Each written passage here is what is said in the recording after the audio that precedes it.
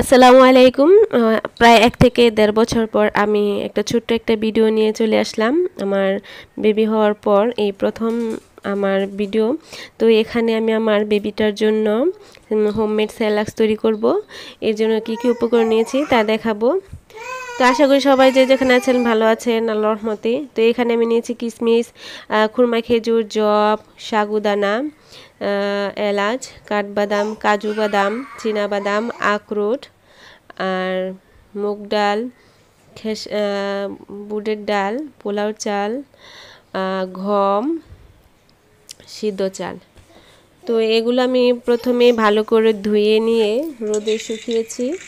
আর এখন এগুলো আমি একটু এই যে বাদামগুলো ৫ মিনিট ভেজে নিব। ভাজার পর ঠান্ডা হতে দিব। তারপর এখন আমি এই যে চাল ডালগুলো ভেজে নিচ্ছি। আর ভাজার পরে এগুলো আমি মিক্সারে গুঁড়ো করে নেব। তো অনেক দিন পর ভিডিও নিয়ে আসলাম। সবাই আমার বেবিটার জন্য দোয়া করবেন, তাকে যেন আল্লাহ সুস্থ সবল রাখে। আমি এভাবেই সেরেলাক তৈরি করে ১ থেকে ১.৫ মাস খাওয়াতে পারবো।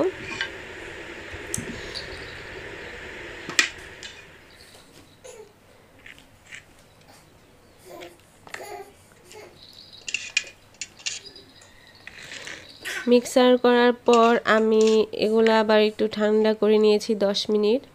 তো এখন রেখে দিলাম। আল্লাহ হাফেজ, সবাই দোয়া করবেন। এখানে বিদায় নিচ্ছি।